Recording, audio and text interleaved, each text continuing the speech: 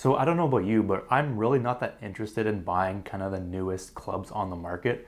Part of the reason is, the costs just continue to increase year over year. The other reason is like new clubs, often they're really not that much better than the previous version either. So what I try and do is I try to find the best value option for the cheapest amount of money. And one of the brands I've had some experience with in the past has been Stix. But like if you don't know, they sell clubs kind of directly to consumer. The goal is to try to cut down the price of like the middleman. But I've had one of these Stix, they're wedges in my bag for a while now, and I actually do really like it. So I am pretty excited to see how the putter performs. But before we do get this thing opened, if you want to enter our gear giveaway where you could possibly win one of these, all you gotta do is like the video, comment giveaway down below. And then we also do have a discount for this if you are interested. Details will be in the description. But let's go ahead and get it open.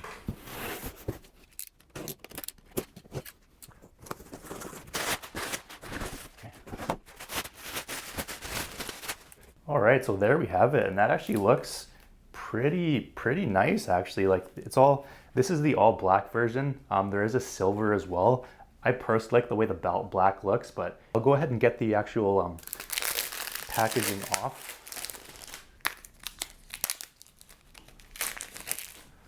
And there we have it. So for the grip, we have a nice oversized grip here. We got a black steel shaft. The head cover here is actually pretty nice. It's a synthetic leather, and taking it off, this here is the standard mallet putter. So there's 3 different kind of shaft head combinations that we can kind of talk about in a little bit. But obviously I haven't hit it yet, so I don't really know how it's gonna perform all that. But like the way it looks and feels, and you probably can't see it obviously, but the face is milled, so it's not just like a solid piece. There is some texture here, which is kind of what you'd expect to see from a putter that's, it's not definitely not premium, but it's definitely not budget either. So it's kind of somewhere in the middle. So that's kind of what I was expecting or hoping to see. So the Compete putter comes in 3 different designs, and each of them comes in either black or silver.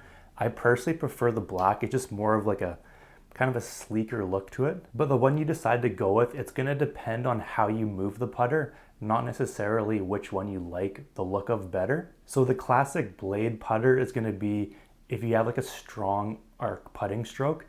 All that pretty much means is whenever you move the putter back, you open the face, and whenever you go through impact, you close the face. So that's a strong arc. On the other side, you have the Tech Mallet, which is a face balanced putter.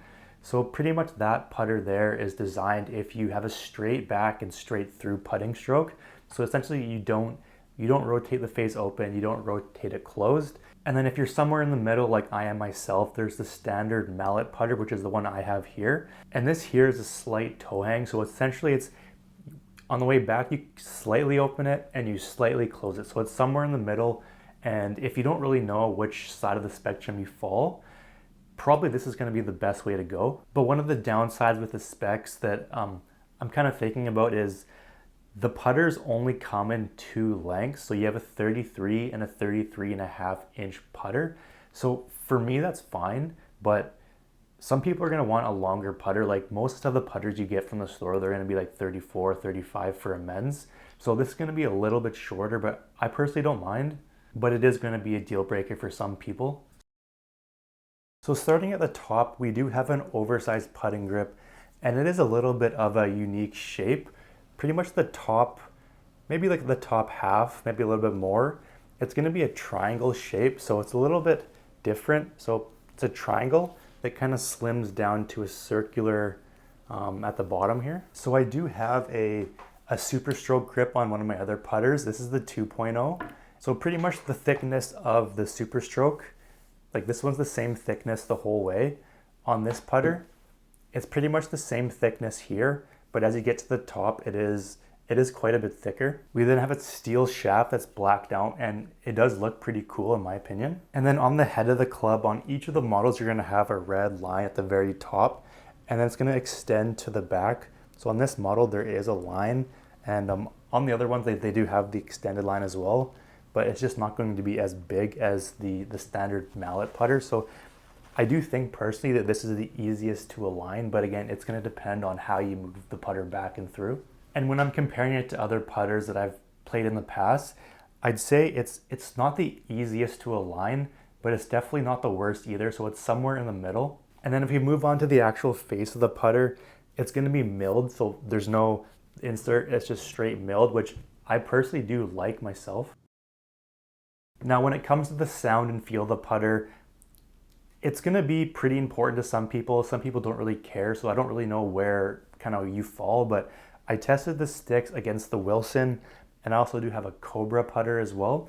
So the sound and feel overall were pretty similar to between them. Some people might be able to tell a difference, but in my opinion, most people won't. So the Wilson here does have a milled face as well, same as the Stix, and pretty much the sound and feel were pretty close between them. And then when comparing it to the Cobra, so the Cobra here does have an insert on the face, so it did feel a little bit softer, and it felt, or it sounded a little bit more muted as well. So when looking at a putter and kind of testing it out, you kind of want to look at three different things. The first one is like, does it, when you hold it and look over it, does it suit your eye? So like whenever you're holding it from the top and you're looking down at the head, does it like feel comfortable and feel like you have a good like sight with your eye? Number two, does the ball start on the right line that you want? So you pick your line, hopefully it's the right line. Does it actually start on that line, or does it push or does it pull?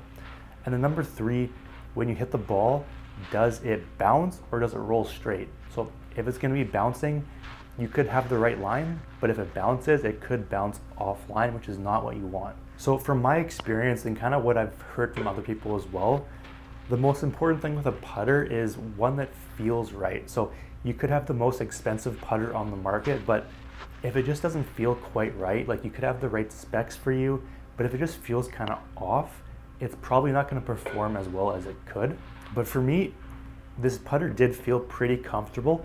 All the putters that I've had in the past, the shaft has gone into the putter kind of towards the heel. So this one is more in the center, which I do actually really like, and I think it does make it a bit easier to align. And then as for how the ball actually started when you hit it, so when you have the right loft, lie, length, all that kind of stuff, like when you go get fitted for a putter, they're gonna check all that stuff, and it's gonna help you hit the ball and have the ball roll flat. So for me, like this is just off the shelf, it's not custom at all.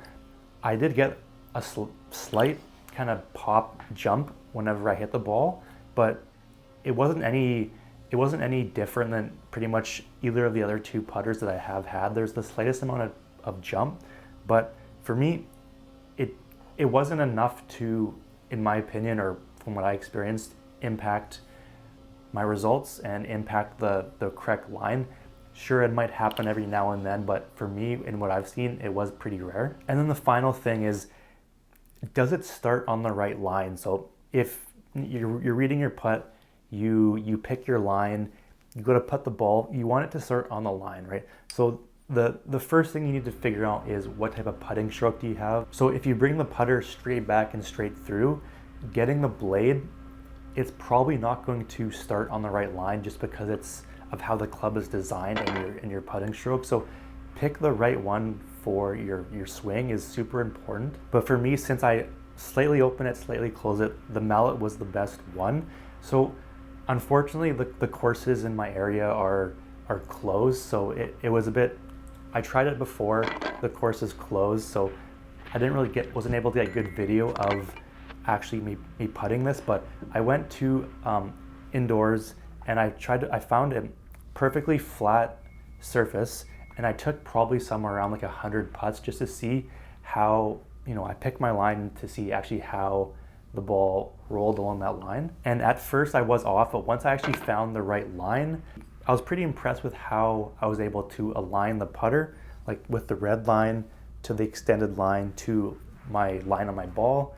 And I did sink a number of putts in a row, which is pretty cool. So overall, like considering the price, I do think the performance was pretty solid. So even though I did like how it felt, how it performed, there is one big downside that's pretty much gonna be a downside to everybody. But Stix they sell online direct to consumer, so there actually is no way to know for sure. There's no way to try the putter before you actually do buy it. But in saying that, one, it's not a super expensive putter, so you can try it, and if you don't like it, it's really not the end of the world. Or number two, they do have a pretty good return policy, so you can actually try it out, and if you don't like it, you can just return it. And then one thing that I am noticing, just kind of playing around with this, is actually the cover on the putter here. So it is pretty nice. It's like a synthetic leather. It has nice like Stix branding there, but what I am noticing is if you take it off, on the top here, there's a magnet, and then there's a magnet here.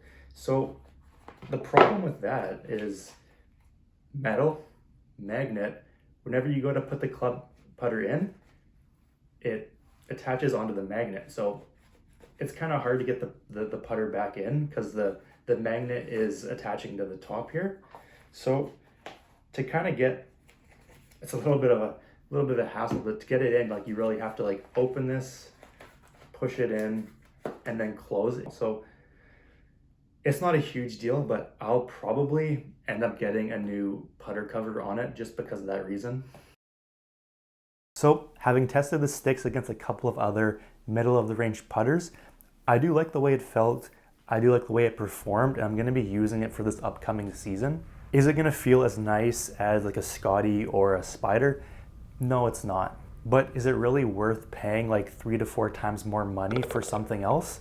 That's kind of what you need to decide. It's going to be completely up to you. For me, it's not. Because picking a putter is so much based on feel.